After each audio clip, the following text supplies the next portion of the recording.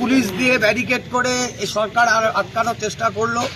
মমতাদির সাথে কথা ওদের পরিবারের হয়েছে, আমরা মমতাদির সাথে ছিলাম। মমতাদি যেতে চেয়েছেন, যে কোনো নির্যাতন হলেই কিন্তু আমাদের প্রতিবাদ থাকবে।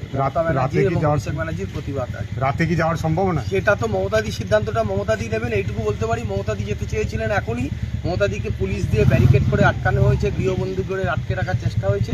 এই ধরনের ঘটনায় প্রতিবাদ করতে গেলে আটকে দেওয়া হয়, এর থেকে লজ্জার গণতন্ত্রের কিছু হতে পারে না।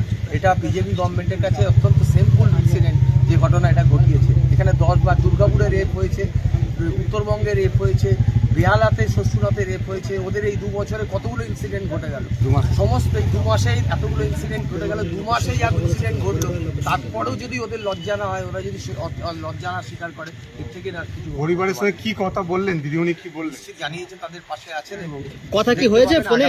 আগামী দিন দেখতে পাবেন মমতাদি কিভাবে আন্দোলনের। আরেকটা দাদা, দিদিমণি যে যেতে চেয়েছিলেন সেটা কি পুলিশকে জানিয়েছেন যে আমি যেতে চাই, যাওয়ার ব্যবস্থা করো? একজন গণতান্ত্রিক দেশে একজন নাগরিক একটা জায়গা থেকে আরেকটা জায়গায় যাবে, তাতে তাকে ব্যারিকেড করে আটকানো হবে কেন? এই আটকানোটা খুব অন্যায় হয়েছে এবং এটা স্বৈরতান্ত্রিক যে মনোভাব সেটাই প্রকাশ পেয়েছে।